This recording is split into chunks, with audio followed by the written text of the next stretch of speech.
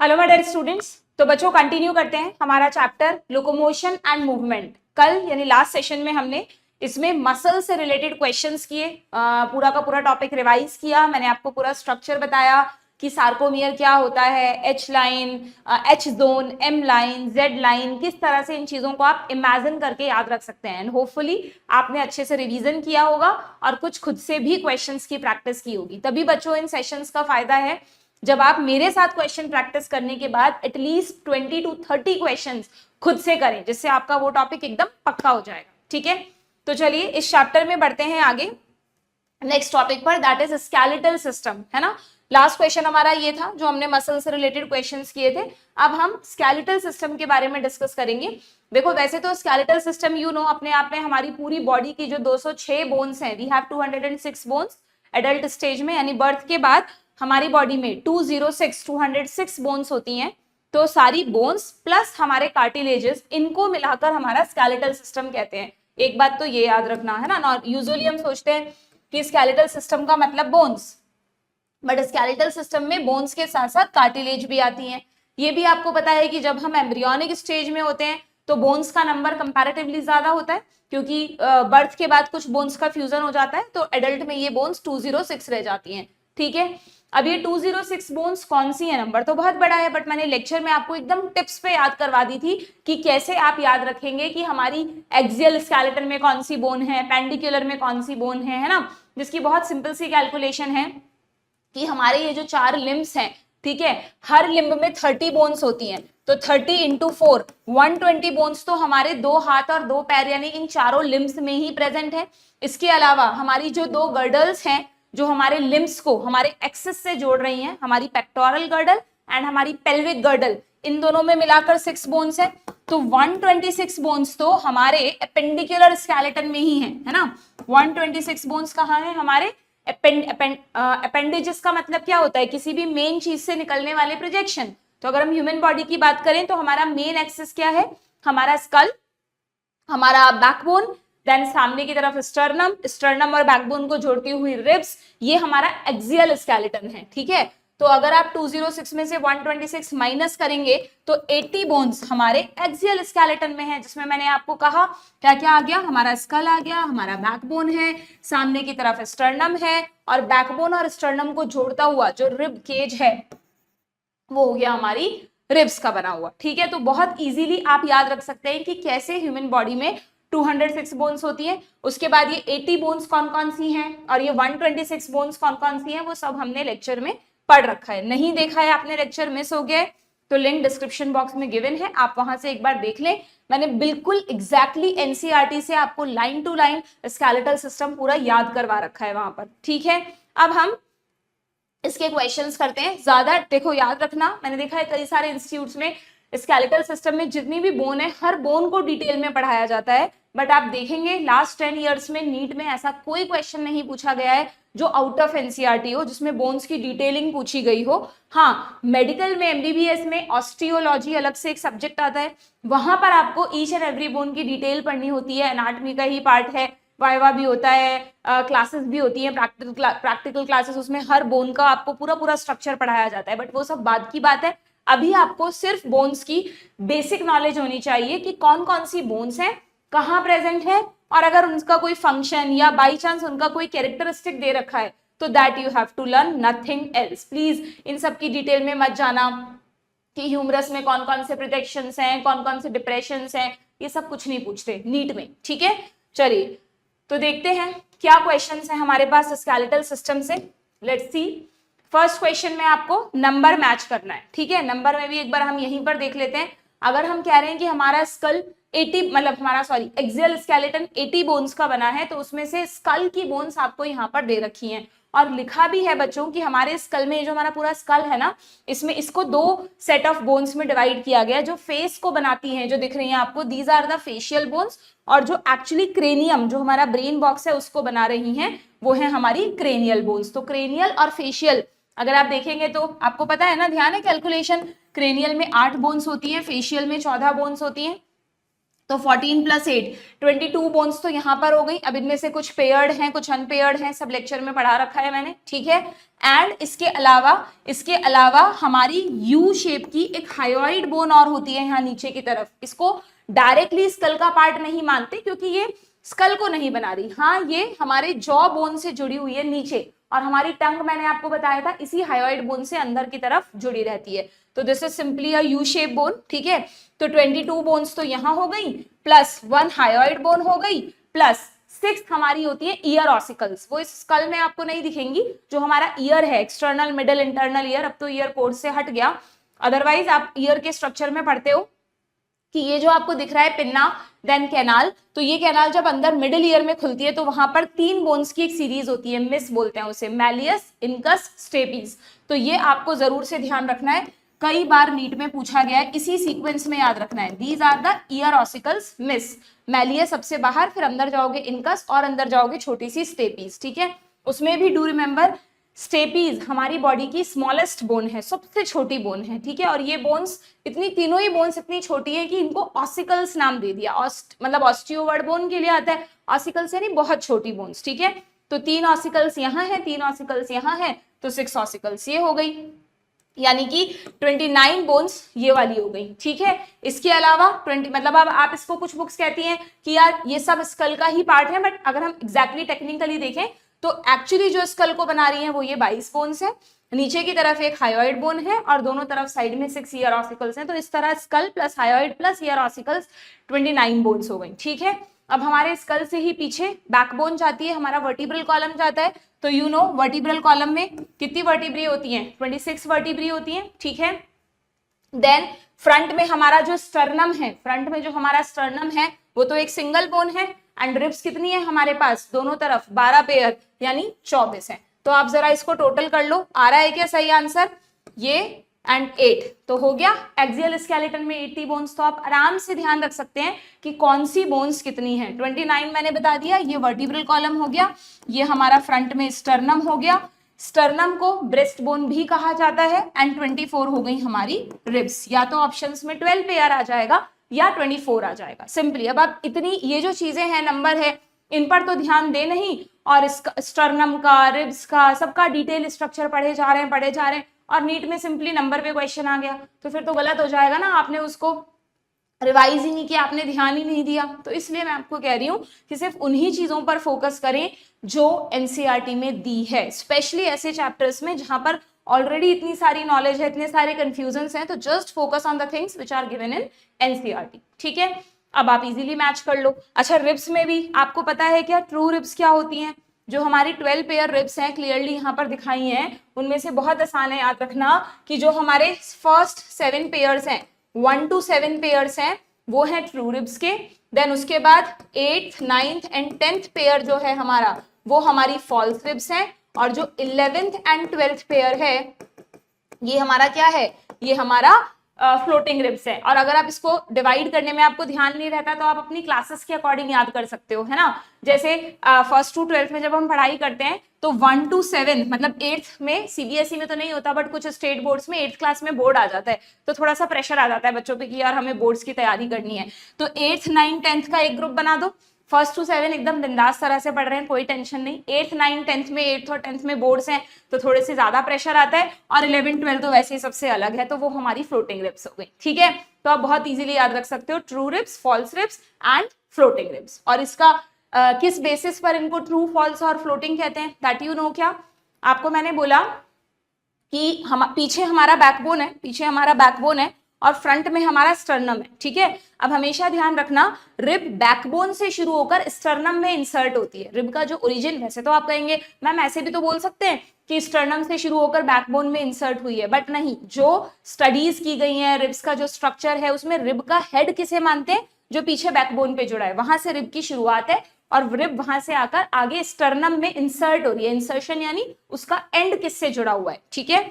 तो बैकबोन से शुरू होकर स्टर्नम में एंड हो रही है। तो जो हमारी फर्स्ट 7 पेयर रिब्स है ना, उन सब की शुरुआत बैकबोन से होती है, and they are inserted into sternum. ये देखो पीछे ये जो आपको बोन दिखाई है ना, दिस वन, ये तो आपको स्टर्नम बोन दिखाई है, दिस इज स्टर्नम बोन, ठीक है। और इसी स्टर्नम के पैरेलल पीछे की तरफ से ये बैकबोन आ रहा है ना। तो जस्ट स्टर्नम के पीछे वाला दिखा नहीं है आपको, नीचे दिख रहा है। बैकबोन आपको पता है लास्ट तक होता है। अब जो रिब्स है वो पीछे बैकबोन से शुरू होकर, ये देखो यहाँ, ये वाला मतलब ये स्टर्नम पे नहीं है, ये स्टर्नम पे नहीं है, ये बैकबोन से शुरू होकर यहाँ स्टर्नम में इंसर्ट हो रही है। ये आपको दिख रहा है, ब्लूइश कलर का पोर्शन बनाया है। तो हर रिब के एंड का जो पार्ट होता है, ये रहा रिब का एंड पार्ट, दिख रहा है आपको, दिस वन। ये जो रिब का एंड पार्ट है बच्चों, वैसे तो रिब एक बोन है, बट रिब का जो एंड पार्ट है, this is cartilaginous, this is cartilaginous. यानी पूरी रिब को नेचर ने बोन ही नहीं रखा, rib is a bone, but rib का जो एंड पार्ट है, जो स्टर्नम में आकर फिक्स होगा, उसका मतलब पूरी रिब का आप मान लो 1/3 पार्ट कार्टिलेज का बनाया है, जिससे थोड़ी सी फ्लेक्सिबिलिटी, इलास्टिसिटी रहे। बिकॉज यू नो ना, जब हम रेस्पिरेशन करते हैं, ब्रीदिंग मूवमेंट्स होते हैं, तो रिब केज को एक्सपांड होना होता है, रिलैक्स होना होता है। तो अगर रिब एकदम रिजिड होती है, उसमें बिल्कुल भी इलास्टिसिटी नहीं होती, तो वो एक्सपांड और रिलैक्स नहीं हो पाती। इस वजह से रिब का जो एंड पार्ट है, नॉट इनिशियल, जो एंड पार्ट है, जो स्टर्नम से जुड़ा हुआ है, वो कैसा है, वो कार्टिलेजिनस है, ठीक है। रिब के लिए टर्म आती है कॉस्टल, तो इसको बोलते हैं कॉस्टल कार्टिलेज, ठीक है।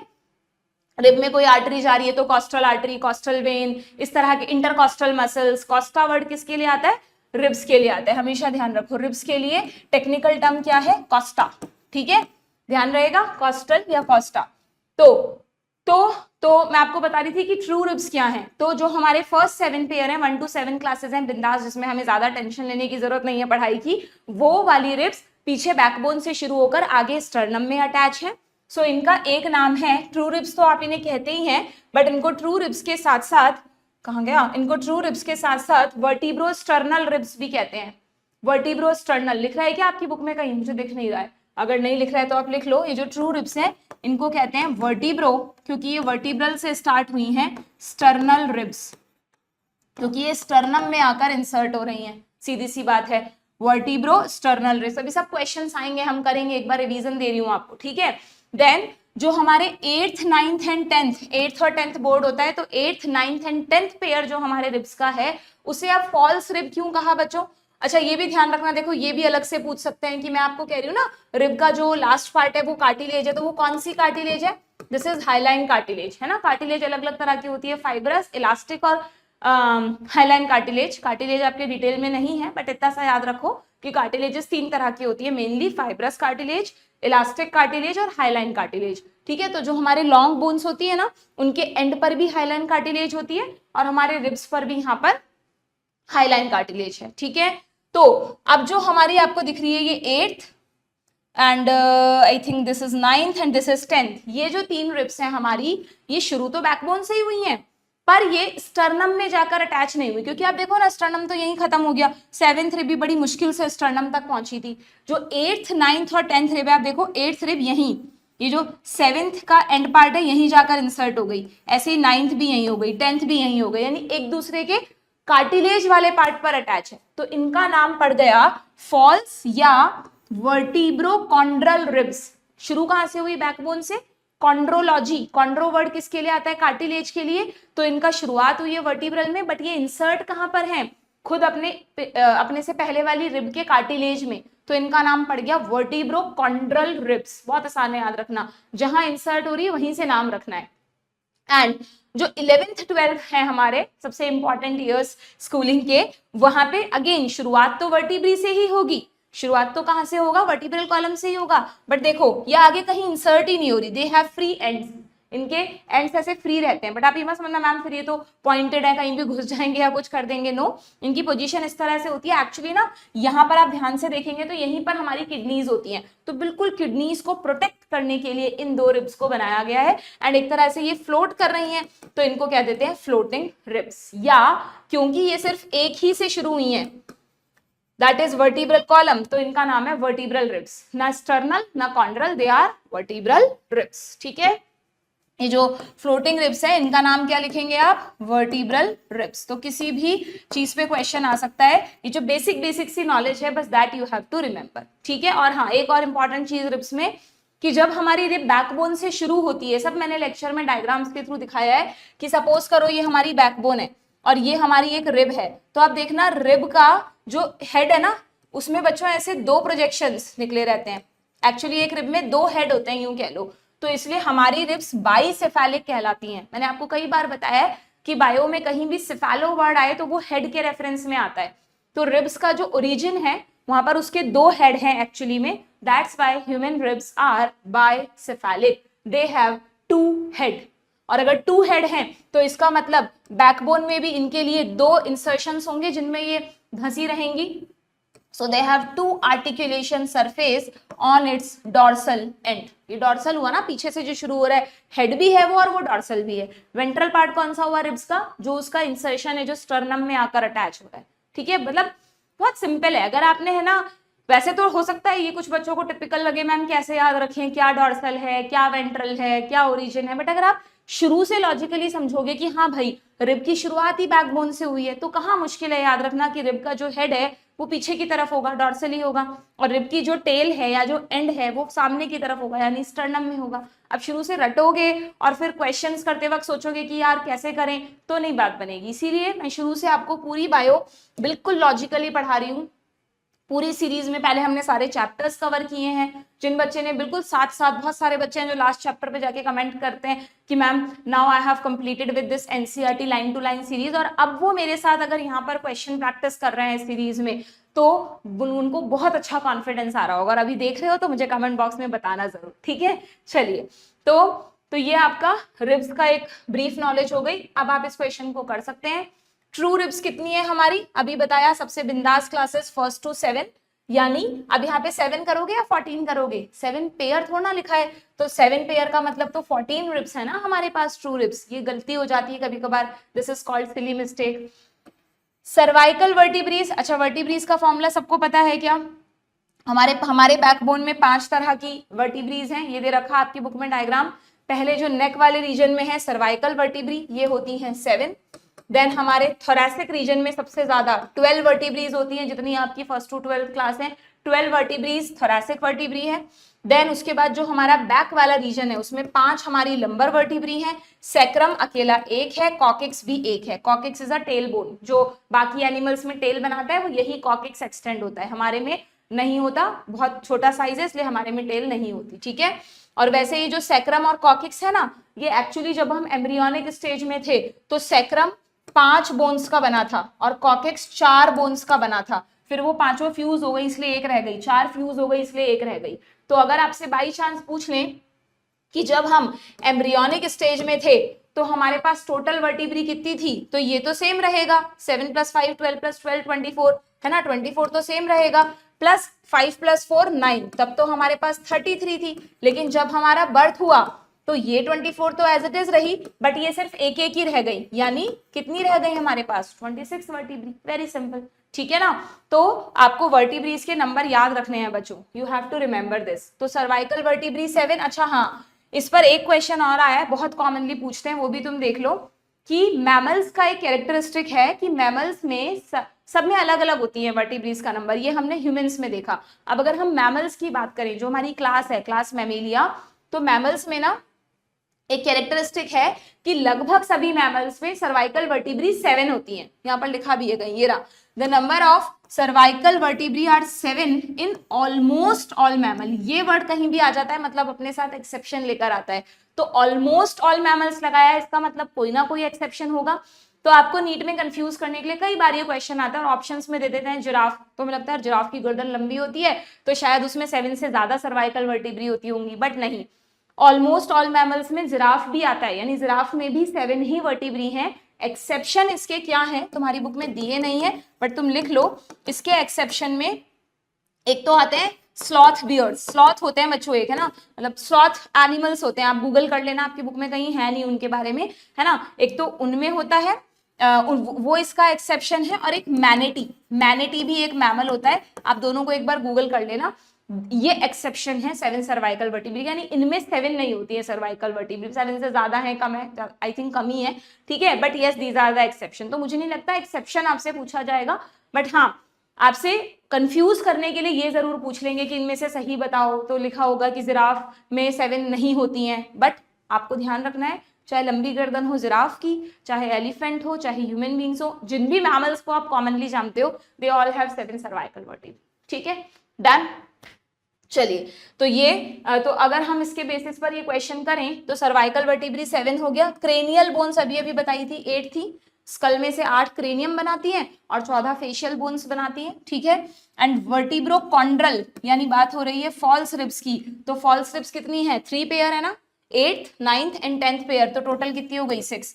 तो यानी यहाँ तो सीधा सीधा मैच हो गया है ना। कई बार ऐसा मैच एग्जाम में होता है तो हमको लगता है हम कोई गलती तो नहीं कर रहे, ऐसा कैसे हो सकता है कि सामने सामने मैच हो जाए, है ना, बहुत कम चांसेस होते हैं, बट अगर कर दिया तो कर दिया एग्जामिनर ने। So you just have to rely on your concepts, आपने अपने कॉन्सेप्ट्स के अकॉर्डिंग किया है, तो फालतू के ये अंदाजे मत लगाओ कि सामने सामने कैसे हो गया। हाँ, एक बार चेक कर लो, रीचेक कर लो, दैट इज ओके, बट अपने कॉन्सेप्ट्स पे ही यकीन करना है, ठीक है, डन।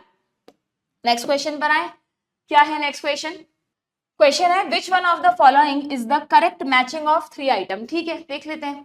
स्टर्नम, सर्वाइकल, थोरैसिक, ये क्या है बच्चों, स्टर्नम, सर्वाइकल, थोरैसिक, ये हमारी कौन सी है, बोन्स ऑफ वर्टिब्रल कॉलम, ये क्या लिखा है इन्होंने, बोन्स ऑफ वर्टिब्रल कॉलम, इनमें से सर्वाइकल और थोरैसिक तो ठीक है, वर्टिब्रल कॉलम की बोन है, बट स्टर्नम क्यों लिखा, अगेन यहाँ पर होना चाहिए था बोन्स ऑफ थोरैसिक केज, अगर ऐसा लिखेंगे बोन्स, क्योंकि और तो मुझे कोई भी इससे करेक्ट मैच नहीं लग रहा है ना, तो बोन्स ऑफ थोरैसिक केज, जो हमारा थोरैसिक पिंजरा है जिसमें सामने स्टर्नम आता है, पीछे बैकबोन आता है, रिब्स आती हैं, ये सब में आता है, अदरवाइज यहाँ फिर स्टर्नम की जगह लंबर या कुछ ऐसा लिखो, है ना, तो कुछ ना कुछ मिसप्रिंट है इसमें, तो ये इससे अच्छा ओके यस, तो इसका मतलब मैं इसको मैच कर रही थी, वेरी सॉरी। हमें हमें क्या निकालना है, हमें करेक्ट मैच निकालना है ना, तो ठीक है, दिस इज इनकरेक्ट मैच, क्योंकि स्टर्नम थोरैसिक केज का तो पार्ट है बट वर्टिब्रल कॉलम का पार्ट नहीं, ठीक है। इसीलिए देखो बहुत इंपॉर्टेंट है कि जब आप ऑप्शंस भी कर रहे हो ना, अगर कुछ गलती लग रही है तो एक बार क्वेश्चन की तरफ नजर डाल लो, सबकॉन्शियसली डाल लो। मैंने तुम्हें समझाते समझाते एक बार ऊपर क्वेश्चन देखा तो मुझे मिल गया कि कहाँ मैं गलती कर रही थी, ठीक है, okay.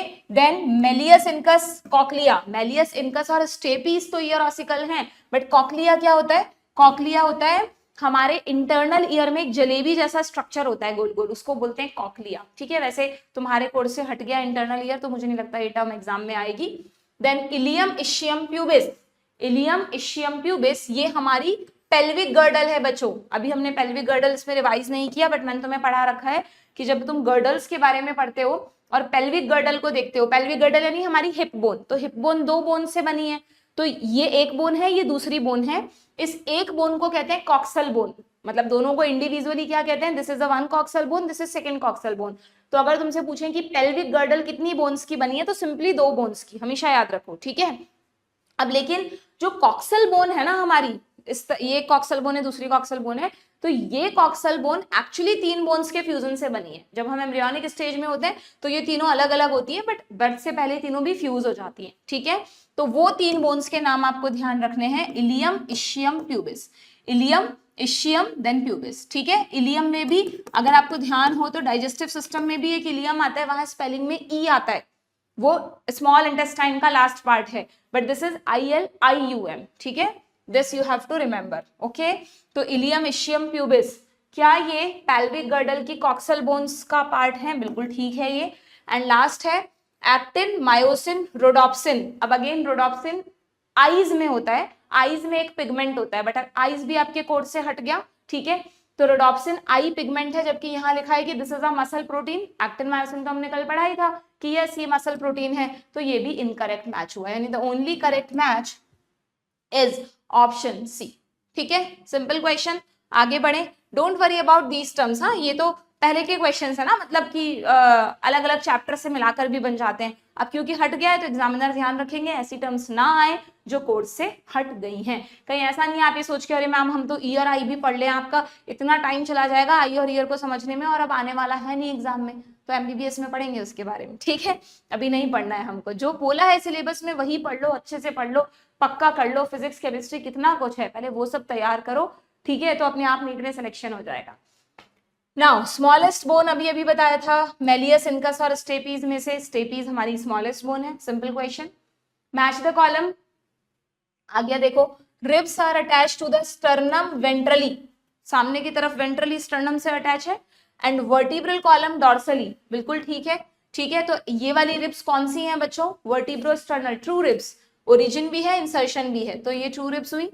Then ribs are attach to sternum through costal cartilage, hyaline cartilage के थ्रू जुड़ी हुई है, 8th 9th 10th, यानी बात हो रही है हमारे फॉल्स रिब्स की, ठीक है। Then ribs are not attach to sternum, float कर रही हैं, so these are the floating ribs. And जो हमारी फ्रंट में फ्लैट बोन होती है दैट इज स्टर्नम, तो यहाँ पर भी सीधा सीधा मैच करना है, फर्स्ट सेकंड थर्ड फोर्थ, ये रहा ऑप्शन ए, ठीक है। सिंपल क्वेश्चन, आगे बढ़े। Statement type questions. Human ribs are bicephalic, अभी बताया था 2 हेड होते हैं। देखो बेसिक पॉइंट्स हमने सिर्फ रिवाइज किए और सारे क्वेश्चंस हमसे बन रहे हैं, okay. Human ribs are bicephalic as they possess 2 articulation surface, articulate मतलब जुड़ना, तो बैकबोन से जब हमारी रिब जुड़ती है तो इन्हीं 2 हेड्स की हेल्प से जुड़ती है, तो इन दोनों को आप हेड कह लो, चाहे आप इन्हें आर्टिकुलेशन सरफेस कह दो। Each vertebra has a central hollow canal through which spinal cord passes, बिल्कुल मैंने आपको पढ़ाया है कि जो हमारी पूरी बैकबोन है वो बहुत सारी छोटी छोटी बोन से बनी है। आपने वो बच्चों के ब्लॉक्स देखे हैं, एक तो ब्लॉक सॉलिड आते हैं, इसको एक के ऊपर एक जमाते जाओ, एक खड़ा टावर बन जाएगा। एक मैंने कई बार देखे हैं, एक ऐसे ब्लॉक होते हैं जिनके बीचों बीच होल होता है, ऐसे ब्लॉक को अगर आप एक के ऊपर एक जमाओगे तो वो होल कनेक्ट होता जाएगा और ब्लॉक के बीच में कैनाल बन जाएगी। बिल्कुल ऐसी ही हमारी बैकबोन होती है। हमारी बैकबोन में पीछे की तरफ ऐसे बैकबोन का स्ट्रक्चर होता है पूरा, उसमें पीछे की तरफ एक होल होता है, ठीक है। जैसे जैसे बैकबोन एक के ऊपर एक अरेंज होती जाती है तो वो सारे होल आपस में कनेक्ट हो जाते हैं और एक कैनाल बन जाती है जिसको कहते हैं न्यूरल कैनाल। नाम भी याद रखना, यहाँ दे रखा है तुम्हारी बुक में, बहुत छोटा सा इसके बारे में एक पॉइंट दे रखा है, ये रहा वर्टिब्रल कॉलम में, वेयर इट इज, ये रहा। Each vertebra has a central hollow portion, ठीक है, जिसको एक वर्टिब्री में उसको बोलते हैं वर्टिब्रल फोरामेन। वर्टिब्रल फोरामेन, जब सारे वर्टिब्रल फोरामेन जुड़ जाते हैं तो जो कैनाल बनती है उसको कहते हैं न्यूरल कैनाल, और इसी कैनाल से आपके ब्रेन की पूंछ यानी स्पाइनल कॉर्ड जाती है, ठीक है। तो ये स्टेटमेंट भी बिल्कुल ठीक है, यानी both are correct statements, both are correct statement. अच्छा एक चीज ध्यान रखना, मैंने देखा हम जितने भी क्वेश्चंस कर रहे हैं ज्यादातर क्वेश्चंस में बोथ आर करेक्ट डी पर आ रहा है, ठीक है। तो कहीं तुम्हारी ऐसी हैबिट ना बन जाए कि बोथ आर करेक्ट में डी ही टिक करना है, ऐसा होता है अगर तुम किसी भी बुक से क्वेश्चन प्रैक्टिस करते हो तो जनरली उस बुक में ऐसा होता है कि सेम ही ऑप्शंस कॉपी पेस्ट होते जाते हैं, तो हमें आदत पड़ जाती है अच्छा both are correct D, but NEET में ऐसा नहीं है। नीट में जो क्वेश्चंस आते हैं उनके साथ जो 4 स्टेटमेंट है ये वाले, इसमें कोई भी सीक्वेंस हो सकती है, हो सकता है बोथ आर करेक्ट यहाँ लिखाओ, बोथ आर इनकरेक्ट यहाँ लिखाओ, तो सबकॉन्शियसली तुम कहीं डी मत टिक करके आ जाना, ढंग से ऑप्शंस देखो। तुमने हमेशा देखा है मैं पहले देखती हूँ बोथ करेक्ट कहाँ लिखा है फिर टिक करती हूँ, या 1 इज करेक्ट इनकरेक्ट पहले पढ़ती हूँ फिर टिक करती हूँ, तो आपको हैबिट नहीं बनानी है, अदरवाइज आपके सबकॉन्शियस माइंड एग्जाम में गलती कर देगा, ठीक है। हमेशा पहले पढ़ो फिर टिक करो, ओके डन। चलिए नेक्स्ट क्या है, the number of vertebrae present in cervical में अभी देखा था 7, थोरैसिक हमारे स्कूल की क्लासेस 12, लंबर में 5, सेक्रल 1, कॉकेक्स 1, तो सिंपली फॉर्मूला हो गया 7 12, ये रहा 7 12 5 1 1, और अगर यहाँ पर होता कि इन एम्ब्रियोनिक स्टेज तो ये हो जाता 7 12 5 5 4, है ना, सेक्रम 5 और 4 coccyx, clear. Next, which option show the correctly matched bones with its pair. आप देख रहे हो ना कितने सिंपल क्वेश्चन है, अगर आपने बेसिक नॉलेज ले रखी है बोन्स की तो आप सारे क्वेश्चन कर पा रहे हो, कुछ डिटेल में से नहीं पूछ रहे हैं। अच्छा कार्पल टार्सल्स, चलो इनके बारे में भी थोड़ा बहुत बता देती हूँ। इसके बारे में मैंने तुम्हें पूरा डिटेल पे नहीं गई, ये जो नाम है ना क्रेनियल और फेशियल बोन्स के, तुम खुद रिवाइज कर लेना। क्रेनियल बोन्स तो बहुत आसान है, जो तुम्हारे ब्रेन के लोब होते हैं 4, याद है भूल गए, फ्रंटल लोब तो उसके ऊपर वाली जो बोन है frontal bone, then parietal lobe तो उसके ऊपर जो बोन है पैराइटल बोन, यहाँ टेम्पोरल लोब होते हैं तो उसको कवर करती हुई टेम्पोरल बोन्स हो गई कान के ऊपर, और पीछे की तरफ ऑक्सीपिटल लोब होता है तो उसको कवर करती हुई ऑक्सीपिटल बोन हो गई, है ना। तो ये तो हमारी क्रेनियल बोन्स कितनी हो गई, 8 बोन्स हो गई, क्लियर। देन नहीं रुको, क्रेनियल में एक और होती है बच्चों, हाँ ये रही स्फेनॉइड और एथमॉइड, ये भी क्रेनियल है, क्योंकि एक्चुअली ना पैराइटल और टेम्पोरल तो दो हैं बट ऑक्सीपिटल और फ्रंटल एक ही है, तो ये तो 6 हुई। तो इसलिए एक जब हम स्कल को पढ़ते हैं ना ऐसे ऑस्टियोलॉजी लैब में देखते हैं स्कूल में, तो नीचे की तरफ स्कल में ऐसे बटरफ्लाई शेप बोन होती है, वो होती है स्फेनॉइड बोन, और ऐसे ही एथमॉइड बोन भी होती है यहाँ पर, जो हमारे ऑर्बिट होते हैं ना आइस के, उनको बनाती है अंदर की तरफ से।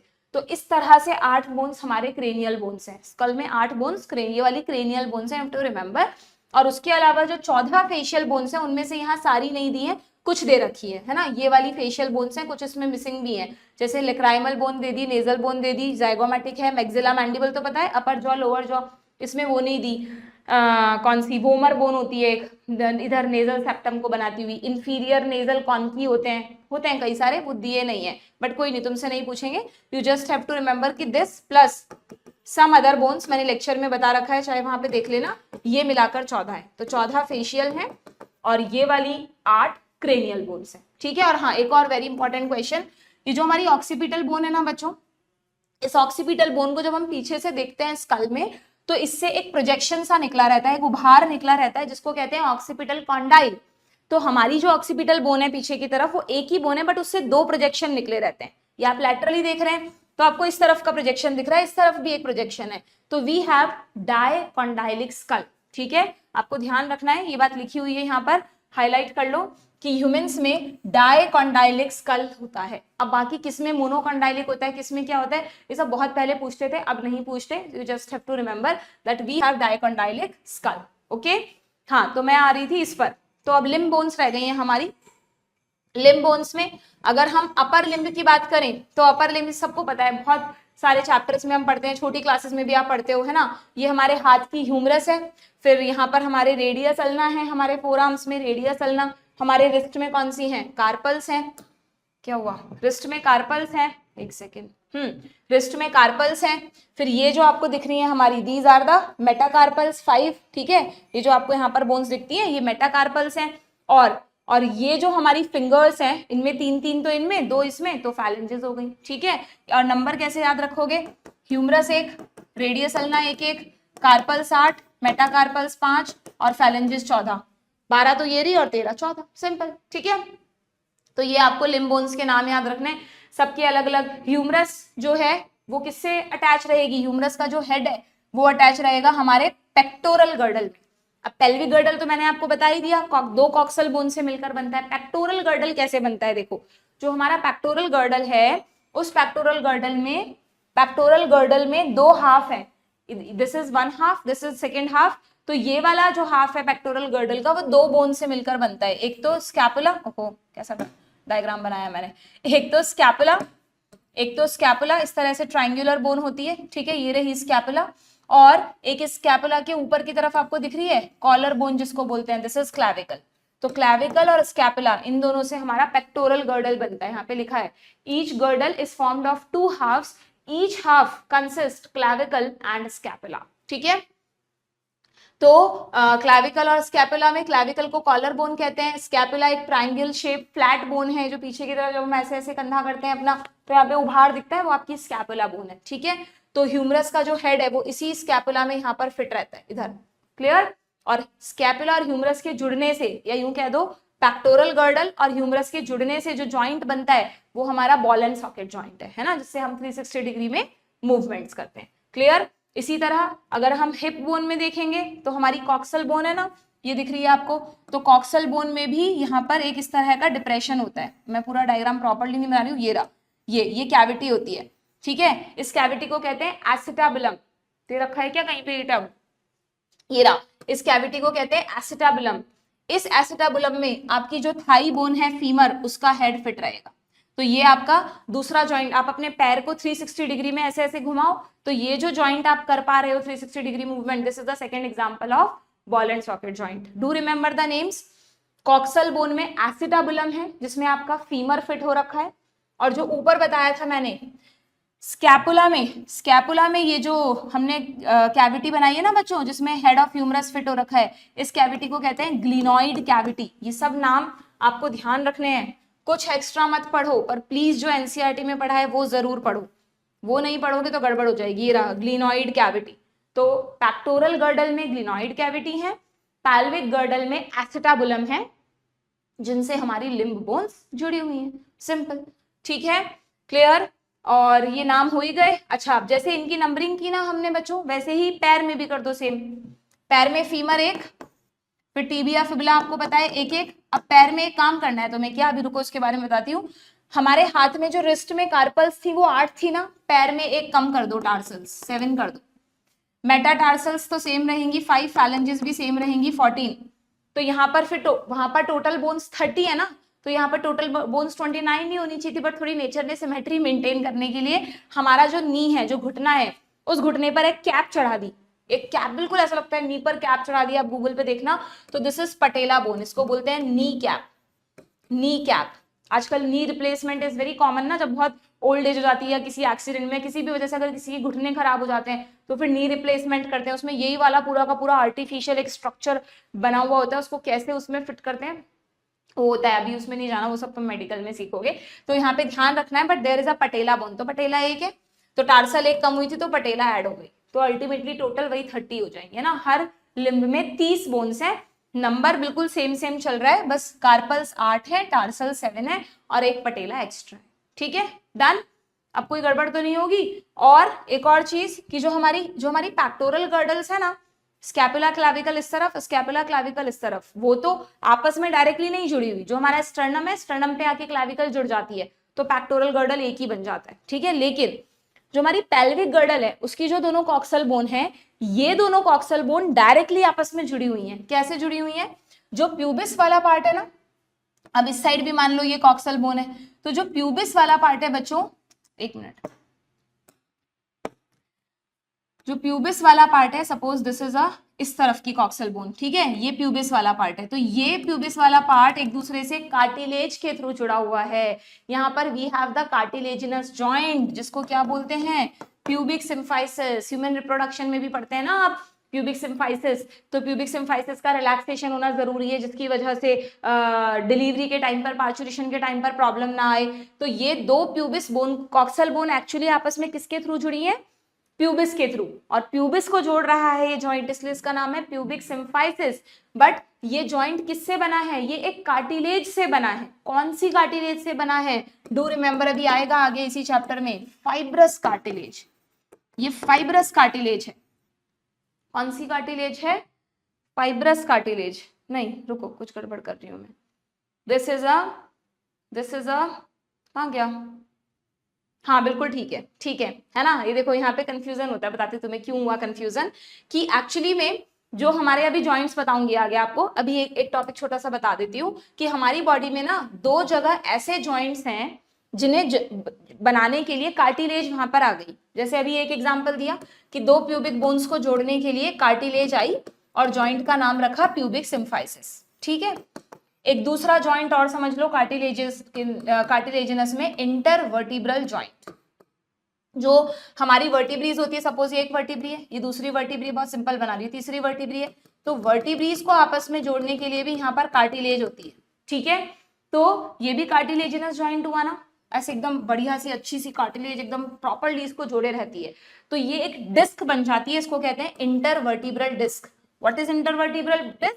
दो वर्टिब्रीज के बीच की डिस्क, बट वो एक्चुअली किसकी बनी है? कार्टिलेज की। तो ये भी कैसा जॉइंट हुआ? दो बोन्स को जोड़ रहा है तो जॉइंट हुआ, और किसका बना है? कार्टिलेज का, तो कार्टिलेजिनस जॉइंट हुआ। ठीक है भाई, तो अब दो जगह हमारी बॉडी में कार्टिलेजिनस जॉइंट्स हैं। ठीक है, कार्टिलेजिनस जॉइंट्स की खासियत होती है कि ये लिमिटेड मूवमेंट्स करते हैं, ऐसे बॉल एंड सॉकेट की तरह फ्री मूवमेंट नहीं कर सकते कि आप अपनी बैकबोन को किसी भी डायरेक्शन में कैसे भी घुमा लो। ठीक है, जैसे स्नेक कर लेता है, वहां तो बहुत फ्लेक्सिबिलिटी है। ह्यूमंस में कुछ प्रैक्टिस है, जिम्नास्टिक्स वगैरह करते हैं, बट एक लिमिट है उसकी भी, है ना। तो लिमिटेड मूवमेंट्स, जैसे हमारा जो ये जो प्यूबिक सिम्फाइसिस वाला जॉइंट है, जब हम ऐसे ऐसे चल रहे हैं पैर को आगे पीछे करके, तो लिमिटेड है, बॉल एंड सॉकेट अलग है, प्यूबिक सिम्फाइसिस अलग है। ठीक है, तो यहाँ पर लिमिटेड मूवमेंट है क्योंकि ये कार्टिलेज का बना है, this is a cartilaginous joint. ठीक है, अब ये अगर ये पूछ लें कि ये दोनों कौन सी कार्टिलेज हैं, तो फिर आपका आंसर होगा कि ये दोनों फाइब्रस कार्टिलेज है। कार्टिलेज मैंने थोड़ी देर पहले कहा था ना, तीन तरह की होती है, हाइलाइन कार्टिलेज, इलास्टिक कार्टिलेज और फाइब्रस कार्टिलेज। तो जॉइंट तो कार्टिलेजिनस है, बट यहाँ कार्टिलेज कौन सी है? Fibrous cartilage. ये इसलिए कंफ्यूजन हो जाता है कई बार क्योंकि एक फाइब्रस जॉइंट भी होते हैं। हमें क्या लगेगा? हमें लगेगा यार फाइब्रस जॉइंट बना होना चाहिए फाइब्रस कार्टिलेज का, तो नहीं, फाइब्रस जॉइंट कार्टिलेज का बना ही नहीं है। फाइब्रस जॉइंट का मतलब, मान लो ये दो बोन्स हैं और इन दो बोन्स को मैंने कनेक्टिव टिश्यू से सिल दिया, कनेक्टिव टिश्यू से सिला है यहाँ पर। तो अगर आप कनेक्टिव टिश्यू से दो बोन्स की सिलाई कर रहे हो, है ना, कहाँ गया? ये रहा fibrous connective tissue, connective tissue से दो बोन्स की सिलाई कर रहे हो, तो अब वो दोनों बोन्स एकदम, जैसे कपड़े में आपने एकदम दो कपड़ों को एकदम टाइटली एक दूसरे से जोड़ दिया, ठीक है, अब या तो वो फटके ही अलग होगा या वो अलग ही नहीं होगा, that is fibrous joint. Fibrous joint show no movement, कहाँ होता है ऐसा जॉइंट जहां पर मूवमेंट ही नहीं होता हो, do not allow any movement. ये जो हमारी स्कल की बोन्स हैं, कभी ऐसे होता है स्कल का ये पार्ट ऊपर उठ गया या ये पार्ट ऊपर उठ गया, ये पार्ट नहीं, क्योंकि स्कल की जो बोन्स हैं या हमारी जो फेशियल बोन्स हैं, मोस्ट ऑफ द, तुम तो स्कल में याद रखो, जो हमारी स्कल की बोन्स हैं वो आपस में स्यूचर्स से जुड़ी हुई हैं। इन फाइब्रस जॉइंट्स का एक और नाम है स्यूचर्स। क्या नाम है इनका? स्यूचर्स। स्यूचर यानी जैसे टांके लगाता है ना डॉक्टर, कोई कट लग जाता है या वहां पे स्यूचर्स लगाए जाते हैं, तो वैसे ही जहां जहां पर नेचर को लगा कि बोन्स को इस तरह जोड़ना है कि उनको कोई मूवमेंट की जरूरत नहीं है, वहां पर डेंस फाइब्रस कनेक्टिव टिश्यू से उनको सिल दिया, तो जॉइंट का नाम बना फाइब्रस जॉइंट। बट ये नहीं करना हमको कि fibrous joint is made up of fibrous cartilage, ये गड़बड़ हो जाएगा, ठीक है ना। फाइब्रस जॉइंट बना है कनेक्टिव टिश्यू का, dense fibrous connective tissue, no movement. जबकि कार्टिलेजिनस जॉइंट जो दो जगह तुम्हें याद रखना है, वो बना है कार्टिलेज का, और कौन सी कार्टिलेज का? फाइब्रस कार्टिलेज का, ठीक है। तो मिक्सिंग नहीं होनी चाहिए, this you have to remember, clear. और साइनोवियल जॉइंट तो हमारे सारे जितने भी फ्री जॉइंट्स हैं हमारे, ये बॉल एंड सॉकेट बनाया, ये हिंज जॉइंट बनाया, ये रहा स्लाइडिंग मूवमेंट, ये रहा यहाँ पर ये जो जॉइंट है, सब हमारे साइनोवियल जॉइंट है। अगर पढ़ना है तो प्लीज एक बार लेक्चर पे चले जाना तुम, है ना। अब मैं पूरा डिटेल नहीं बताऊंगी, मैंने बता दिया जॉइंट्स के बारे में जो बताना था, अब कर लो तुम इस क्वेश्चन को। तो कार्पल्स कहाँ है बच्चों? कार्पल्स है हमारी रिस्ट में, ये रहा, है ना। ऐसे अगर कंफ्यूज हो ना कार्पल्स और टार्सल्स में, तो कार्पल से कार चलाते हैं, टार्सल टो, तो पैर में टार्सल्स है और कार्पल्स कार, ठीक है, क्लियर। देन टार्सल्स कहाँ है? टार्सल्स है हमारी एंकल में, ये रहा, मतलब टो मतलब एक तरह से पैर का पार्ट, एंकल में हो गई। फैलेंजेस दोनों जगह है, हैंड की फिंगर्स में भी है, पैर की फिंगर्स यानी टोज में भी है, क्लियर। देन मेटाटार्सल्स कहाँ है? मेटाटार्सल्स है, मेटाकार्पल्स तो पाम में है, और मेटाटार्सल्स कहाँ है? मेटाटार्सल्स है हमारे, ये क्या हुई देखो, खुद ही गड़बड़ कर दी इन्होंने, है ना, खुद ही गड़बड़ कर दी। ऑप्शन में दे दिया bones that form the palms of the hand, तो अगर यहाँ पाम्स ऑफ द हैंड दिया है तो यहाँ मेटाकार्पल्स देना चाहिए था ना, गड़बड़, मेटाकार्पल्स देना चाहिए था, ठीक है। कुछ तो गड़बड़ है इस चैप्टर में, क्वेश्चंस में कुछ ना कहीं प्रॉब्लम हुई है, ठीक है, बट कोई नहीं, हमें हमारे कॉन्सेप्ट पता है तो हम प्रॉब्लम सही करते जा रहे हैं, ठीक है, क्लियर। तो ए का सेकंड हो जाएगा, ए का सेकंड, बी का फोर्थ, सी का फर्स्ट एंड डी का थर्ड, ऑप्शन ए, डन, ठीक है। आगे बढ़े, नेक्स्ट क्वेश्चन पर आते हैं। नेक्स्ट क्वेश्चन क्या है? The joint between Atlas and axis. Atlas axis क्या है? पढ़ा है क्या हमने कहीं एटलस एक्सिस? देखो ये जो हमारी पूरी वर्टिब्रीज हैं, उनमें सबसे पहली और सेकंड जो सर्वाइकल वर्टिब्री है, C1 एंड C2, इनके नाम लिख लेना।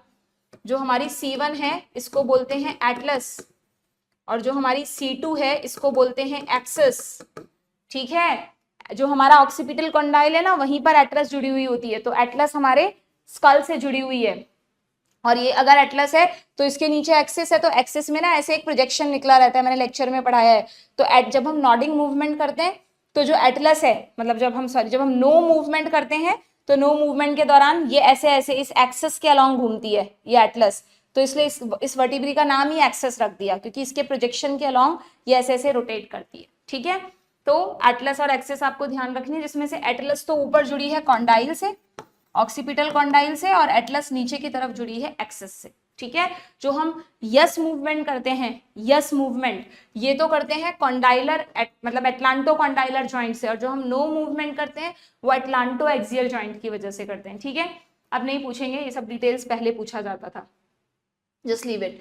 तो आपको बस नाम ध्यान रखने हैं, joint between Atlas and axis. तो अभी मैंने तुम्हें कहा कि एटलस और एक्सिस से हम ऐसा ऐसा वाला मूवमेंट कर रहे हैं, तो ये वाला कौन सा मूवमेंट है?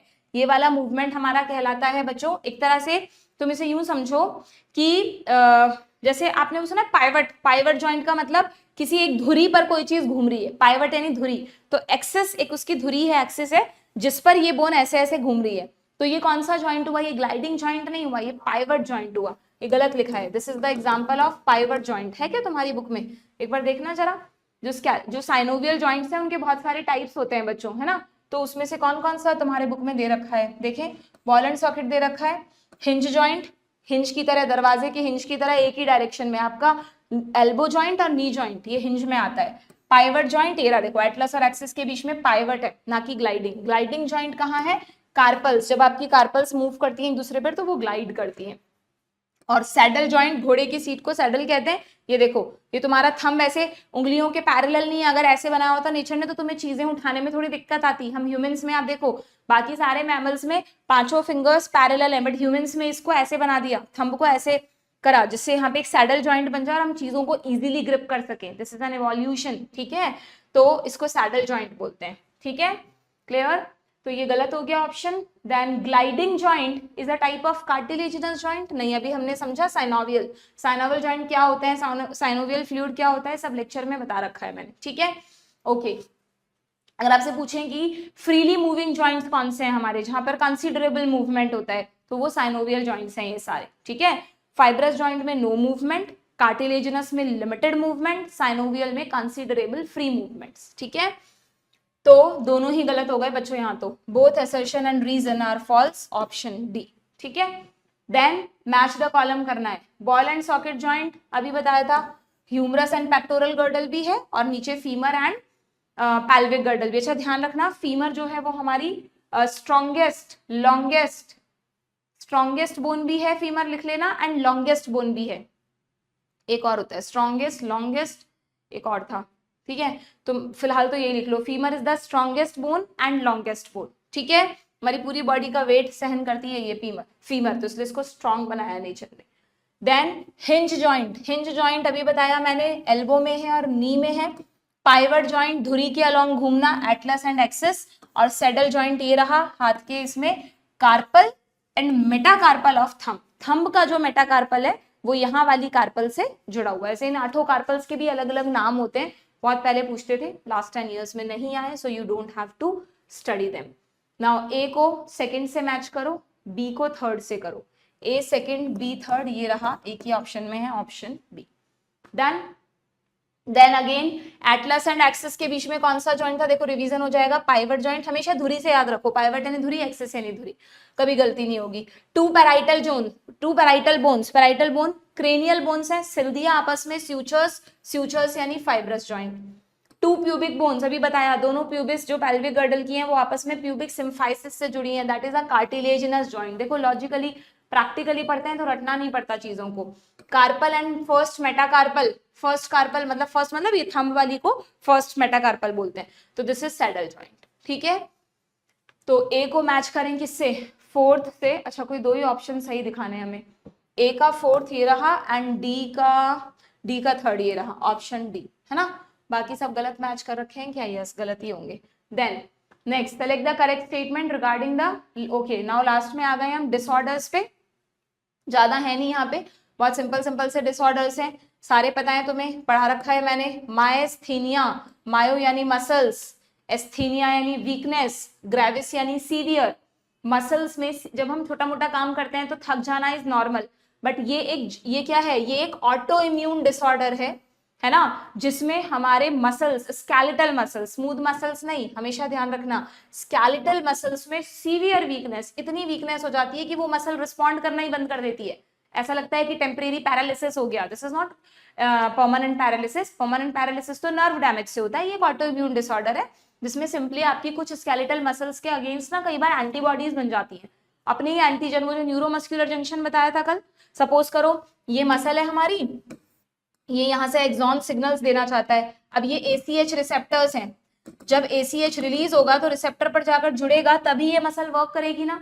अगर मैं आपको कहूँ कि अगर किसी पर्सन को ये डिसऑर्डर है जो कि ऑटो इम्यून है, तो इसमें क्या किया, इसकी बॉडी ने ये जो रिसेप्टर्स हैं उनको एक तरह का एंटीजन माना और उन्हीं के खिलाफ एंटीबॉडीज बना दी, और यहाँ आकर एंटीबॉडीज अटैच हो गई, तो अब ये एंटीबॉडीज ACH को अटैच नहीं होने देंगी, तो मसल्स को सिग्नल्स ही नहीं मिलेंगे और मसल्स काम ही नहीं करेंगी, तो ऐसा लगेगा वो पर्सन की मसल्स पैरालाइज्ड हो गई हैं। फिर धीरे धीरे उसको कुछ सिम्प्टोमेटिक ट्रीटमेंट वगैरह देते हैं, कई बार एडमिट भी करना पड़ता है, तो फिर वो एंटीबॉडीज को न्यूट्रलाइज किया जाता है। जैसे ही एंटीबॉडीज खत्म हो जाती हैं तो फिर वो नॉर्मली एक्ट करने लगता है ना। ऐसे अचानक कभी भी इस तरह के पेशेंट्स में पैरालिटिक अटैक आ जाता है, टेम्परेरी नॉट परमानेंट, वो डॉक्टर्स कैसे डायग्नोस वगैरह करते हैं वो सब अलग चीज है। तो this condition is called simply myasthenia gravis. Just remember autoimmune है क्योंकि एंटीबॉडीज बनी, और स्केलेटल मसल्स, अच्छा है स्केलेटल मसल्स में ही है, अगर ऐसा स्मूथ मसल्स में हो जाता, रेस्पिरेटरी मसल्स में, डायाफ्राम में, हार्ट की मसल्स में, तो पर्सन मर ही जाता है ना। तो माइस्थेनिया ग्रेविस कोई डेडली डिसऑर्डर नहीं है, सिंपली ऑटो इम्यून है, स्केलेटल मसल्स के अगेंस्ट एंटीबॉडीज बन जाती हैं, एनएमजी के अगेंस्ट, ठीक है, न्यूरोमस्कुलर जंक्शन, फटीग होगा, वीकनेस होगा, टेम्परेरी पैरालिसिस होगा। अब इसमें तुम क्या गड़बड़ करते हो, इसको इसके साथ मिक्स कर देते हो कई बार, मस्कुलर डिस्ट्रॉफी। एक और पढ़ते हो जेनेटिक्स में, अगर किसी बच्चे को याद हो तो यहीं पर ऐड कर लेना, मायोटोनिक डिस्ट्रॉफी। चलो माइस्थेनिया ग्रेविस और इसको तो फिर भी सेपरेट कर लोगे, पर इन दोनों में तो बहुत ही कंफ्यूजन होता है। मायोटोनिक डिस्ट्रॉफी, क्या लिख दिया मैंने, myotonic dystrophy and muscular dystrophy, दोनों जेनेटिक डिसऑर्डर्स हैं। और फर्क क्या है, if you remember, this is the only disorder which is autosomal dominant in our course. ऐसे तो बहुत सारे होते हैं, हमारे कोर्स में जेनेटिक्स में 12th में एक ही डिसऑर्डर का नाम दे रखा है, ऑटोसोमल डोमिनेंट। यानी ऑटोसोमल डोमिनेंट अगर पेरेंट को है तो बच्चों को होगा ही होगा डेफिनेटली, है ना, मायोटोनिक डिस्ट्रॉफी। और मस्कुलर डिस्ट्रॉफी जो है ना बच्चों, this is again genetic disorder, but do remember जो मस्कुलर डिस्ट्रॉफी है, this is x linked recessive disorder, x chromosome पर होता है और रेसेसिव है, ये रेसेसिव एलील की वजह से होता है, ठीक है।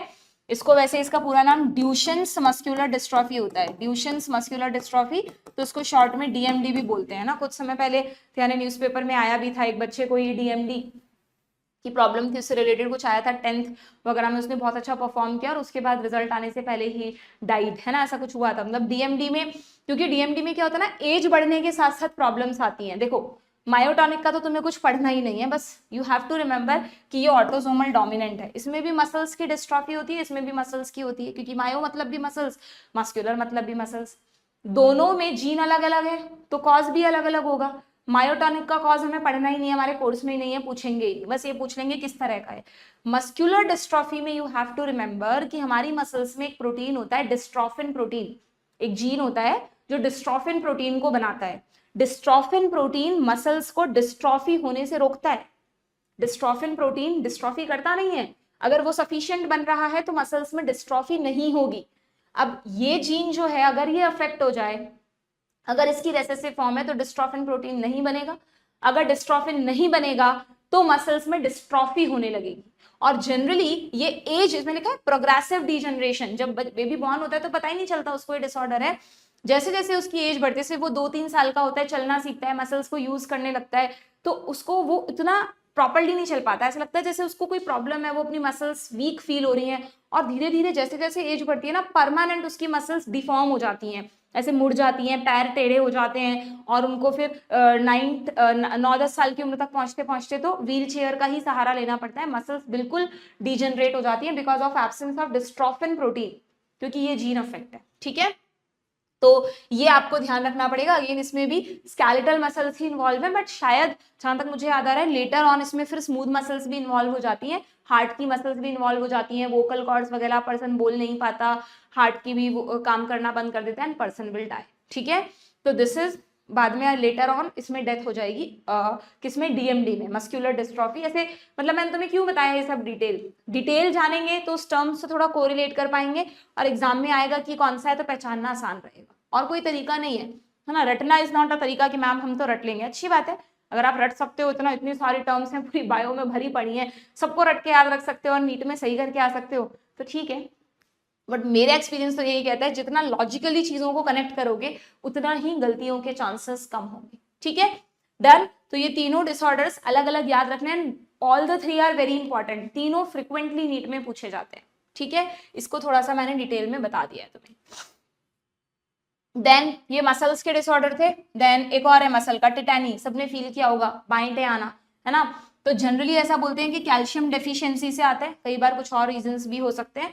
और आपको पता है बाइंटे आने में मसल एकदम कॉन्ट्रैक्टेड ही रह जाती है, वाइल्ड कॉन्ट्रैक्शंस होते हैं, रैपिड स्पाज्म होते हैं, उसका रीजन वहां छुपा है साइकिल ऑफ कॉन्ट्रैक्शन में। मतलब लो कैल्शियम से ऐसा बोलते हैं कि एक तो मसल्स सही से काम नहीं करती, प्लस इसमें है ना जो हमारा नर्व ट्रांसमिशन है ना, जो नर्व सिग्नल दे रही है, तो आपको पता है आपने पढ़ा नहीं है, बट नर्व्स में जो सिग्नल्स आते हैं उनमें भी यहाँ पर कैल्शियम चैनल्स होते हैं, और कैल्शियम चैनल का इंपॉर्टेंट रोल होता है नर्व इंपल्स ट्रांसमिशन में। तो अगर किसी के ब्लड में कैल्शियम की डेफिशिएंसी है तो मसल्स को भी कम कैल्शियम मिलेगा, न्यूरॉन्स में भी डिस्टर्ब होगा।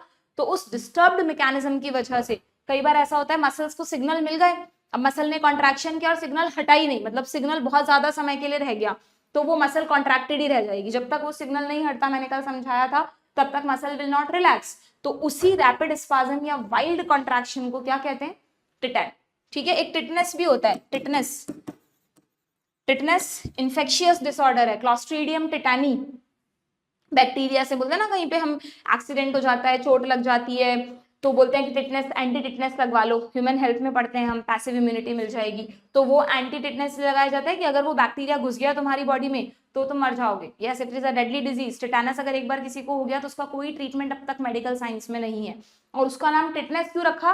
क्योंकि उस बैक्टीरिया के अटैक में ऐसा टॉक्सिन रिलीज होता है हमारी बॉडी में जो मसल्स को टिटेनाइज करता है, वो भी मसल्स में टिटैनी ही कॉज करता है।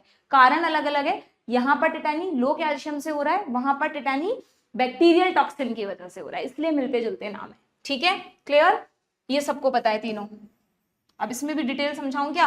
आर्थराइटिस, एज बढ़ने के साथ जॉइंट्स की प्रॉब्लम, ऑस्टियोपोरोसिस, बोन्स का पोरस होना यानी कैल्शियम की कमी होना, decrease bone mass, generally females में होता है मेनोपॉज के बाद, क्योंकि एस्ट्रोजन कम हो जाता है फीमेल्स में। Estrogen is essential for the deposition of calcium in bones.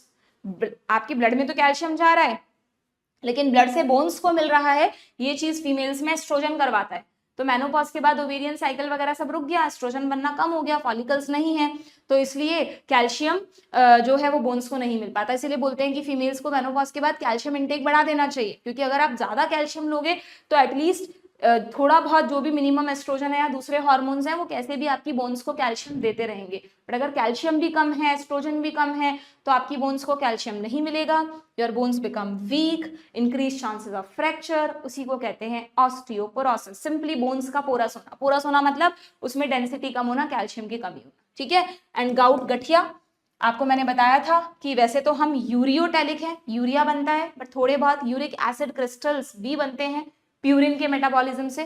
तो अगर किसी पर्सन में यूरिक एसिड ज्यादा बनता है तो इसके क्रिस्टल्स जॉइंट्स में जाकर जमा हो जाते हैं और पेनफुल कंडीशन कॉज करते हैं, दैट इज गाउट। जो लोग बहुत ज्यादा नॉनवेज फूड खाते हैं या एक्सेस में प्रोटीन इंटेक करते हैं, वेजिटेरियन में भी आजकल से जिम वगैरह मैंने देखा है बहुत हाई प्रोटीन डाइट लेने लगे हैं आजकल के यंगस्टर्स। तो बहुत हाई प्रोटीन भी नहीं लेना है, human body is not for excessive high protein diet, क्योंकि प्रोटीन्स कहीं ना कहीं मेटाबॉलिज्म करके यूरिक एसिड बनाएंगे और वो यूरिक एसिड जाके फिर आपको प्रॉब्लम करेगा ओल्ड एज में। ठीक है, तो हर चीज बोलते हैं अति सर्वत्र वर्जियेत, हर चीज की अति बुरी है। ठीक है, तो this is all about the disorder. पूरा ही पढ़ा दिया मतलब मैंने तुमको, है ना, आदत है।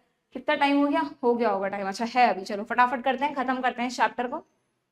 तो माइस्थीनिया ग्रेविस ऑटो इम्यून है, पढ़ लो आगे, ऐसा नहीं हाँ मैम ऑटो इम्यून है सही करके आगे बढ़ गए। Inhibit sliding of myosin filament, ये तो गलत हो गया ना। ठीक है, देन गाउट, गाउट में इन्फ्लेमेशन होगा जॉइंट्स का due to extra deposition of calcium, नहीं uric acid. Muscular dystrophy, DMD, muscular dystrophy, age related shortening of muscles, हाँ मसल्स ग्रो नहीं कर पा रही हैं, डिस्ट्रॉफी का मतलब उनका साइज कम होना, तो ये सही हो सकता है, but I will go with this option also. Osteoporosis का मतलब है decrease in bone mass and higher chances of fracture with advancing age, ये भी सही है। अब इन दोनों में से किसको चूज करें? एज रिलेटेड शॉर्टनिंग ऑफ मस, क्या करना था हमको बच्चों? हमें करेक्ट चूज करना है ना, क्या हुआ? दो करेक्ट कैसे आ गए? ऑस्टियोपोरोसिस एज रिलेटेड डिसऑर्डर है, और मस्कुलर डिस्ट्रॉफी में क्या बोल रहे हैं? या तो फिर इन्होंने इसमें है ना, मतलब ऐसे नहीं बनाना चाहिए मेरे अकॉर्डिंग तो ये क्वेश्चन, लेकिन इसमें इन्होंने एज रिलेटेड ये शॉर्टनिंग लिखा है ना, तो या तो ये कहना चाह रहे हैं कि शॉर्टनिंग की जगह यहाँ डीजनरेशन होना चाहिए, कि मतलब मसल्स डीजनरेट होने की वजह से शॉर्टन हो रही है, ऐसा नहीं है कि सिकुड़ कर शॉर्टन हो रही है। तो उस बेसिस पर फिर इसको गलत कर देंगे और ये सही हो जाएगा सेकंड वाला। Decrease in bone mass and higher chances of fracture with advancing age, osteoporosis age related. Progressive degeneration, इसमें एक चीज और गलती आप थोड़ा ध्यान से देखोगे तो इसमें इन्होंने इसको एज रिलेटेड बोला है, but it is not completely wrong, क्योंकि मस्कुलर डिस्ट्रॉफी में भी ना धीरे धीरे जब एज बढ़ती है तभी शॉर्टनिंग होती है मसल्स की। ठीक है, it is a genetic disorder. ठीक है, तो अगेन मेरे अकॉर्डिंग क्वेश्चन के ऑप्शन सही से फ्रेम नहीं हुए, बट डी तो एकदम अप्रोप्रिएट है ही, तो हमें डी टिक करना पड़ेगा। होपफुली कंफ्यूजिंग क्वेश्चन नहीं आते, तुम देखना, तुम पीवाईक्यूज में कभी अटके हो क्या? जैसे तुम इस तरह के क्वेश्चंस में अटकते हो ना, कोई पीवाईक्यूज में अगर तुम कभी अटकते होगे तो तुम देखना वो 2012-13 या कोई 10-11 का क्वेश्चन होगा। अभी लास्ट कुछ ईयर्स से जो क्वेश्चन आ रहे हैं बिल्कुल डायरेक्ट क्वेश्चन होते हैं। अगर टिपिकल तरह से पूछना भी है तो कंफ्यूज नहीं करते हैं, जो पूछना है वो क्लियरली पूछते हैं, ठीक है। कोई इक्का दुक्का क्वेश्चन अनफॉर्चुनेटली आ जाए तो वो सबके लिए है ना, डोंट वरी अबाउट दैट, ठीक है, क्लियर। देन इसमें तो मैं आप डायग्राम बेस्ड आ गए, यानी चैप्टर तो हो गया हमारा कंप्लीट। एक्टिन का है, कल बताया था ट्रोपोनिन, ये रस्सी ट्रोपोमायोसिन और ये पूरा का पूरा एक्टिन। तो देख लो, ए ट्रोपोनिन, बी ट्रोपोमायोसिन और ये एफ एक्टिन, एक ही ऑप्शन में है, तो ठीक है भाई, आगे बढ़ जाओ। ये मायोसिन का स्ट्रक्चर है। अच्छा, मायोसिन के स्ट्रक्चर में, मीरोमायोसिन में मैंने तुम्हें कल एक चीज बतानी भूल गई थी, तुमने रिवाइज कर लिया होगा कि हेड पर 2 बाइंडिंग साइट है, एक एटीपी के लिए, एक एक्टिन से जुड़ने के लिए। तो कैसे याद रखोगे, तुम खुद सोचो।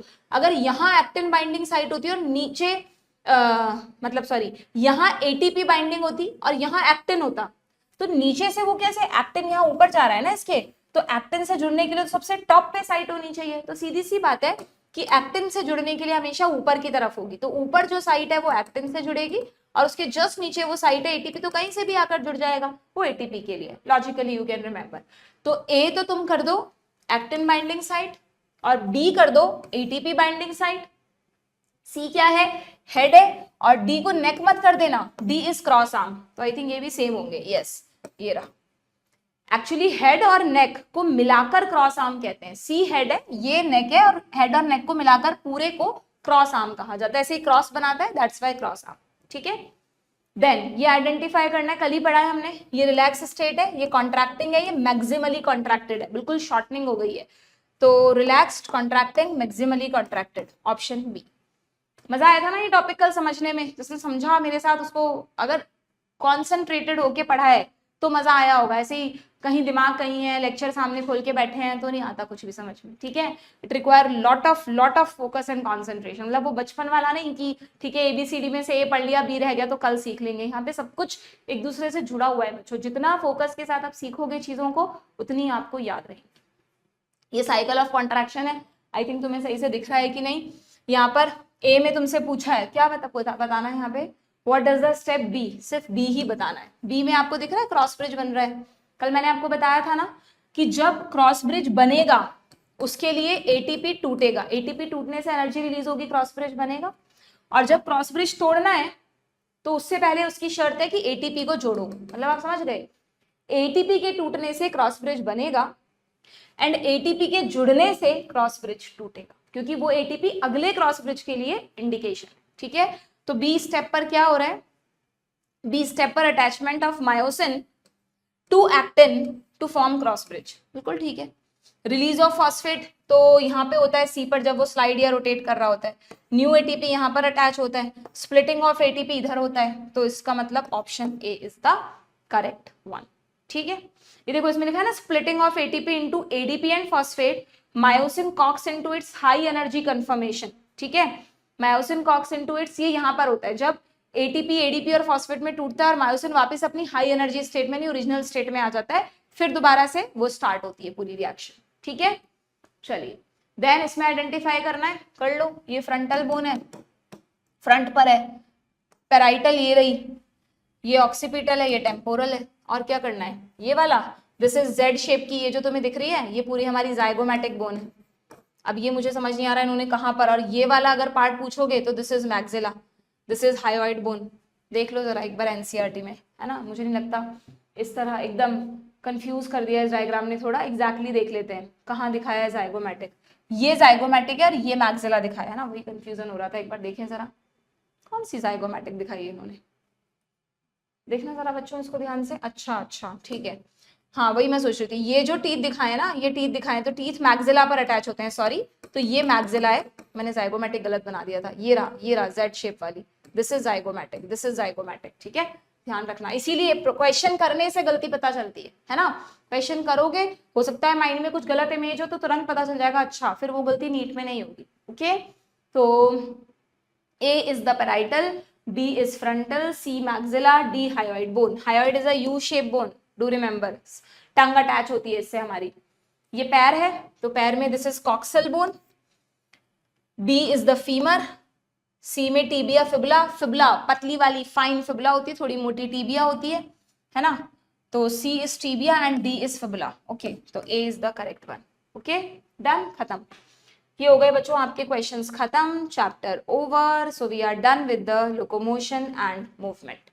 ओके, अब आप करेंगे क्वेश्चंस, जहां पे मेरा काम खत्म वहां पर आपका शुरू। मैंने आपको पूरा चैप्टर भी पढ़ा दिया, कुछ सेलेक्टेड क्वेश्चंस भी करा दिए, उसके थ्रू पूरा रिवीजन भी कर लिया। ईच एंड एवरीथिंग हमने एनसीईआरटी से किया है, जिससे एनसीईआरटी से आपकी पकड़ बनी रहे। ओके, नेक्स्ट सेशन में हम इसका जो नेक्स्ट चैप्टर है नर्वस सिस्टम, जो कि पहले बहुत डरावना था, अब तो बहुत सिंपल हो गया ना। नर्वस सिस्टम में से ईयर और आई तो हट ही गया, रिफ्लेक्स एक्शन भी हट गया। All you have to read is only the working of neuron, हालांकि वो भी टिपिकल लगती है। मैंने अच्छा, नर्वस सिस्टम के क्वेश्चन से पहले एक प्रॉमिस करो कि तुम चैप्टर पढ़ोगे पहले। मैंने बहुत अच्छे से ना, बहुत कंफ्यूजन होता है, मैंने देखा है हर बच्चे को न्यूरॉन का जो मैकेनिज्म है कि कब पोटेशियम अंदर आएगा या सोडियम अंदर आएगा या बाहर जाएगा, वो याद नहीं रहता। तो मैंने बहुत अच्छे अच्छे ट्रिक्स के साथ लेक्चर में पढ़ाया है। प्लीज सारे लेक्चर नहीं देखो तो वर्किंग ऑफ न्यूरॉन वाला जरूर से देख कर आना, और फिर मेरे साथ क्वेश्चंस करना, तो तुम्हें समझ में भी आएगा, मजा भी आएगा, और क्वेश्चंस तुम्हारे सही भी होंगे। ठीक है, तो इस चैप्टर को कर लेना रिवाइज एक बार, एंड नेक्स्ट सेशन में will start with the neural control and coordination. ठीक है, कमेंट बॉक्स में मुझे बताना सेशंस तुम्हें कैसे लग रहे हैं। Okay, good bye.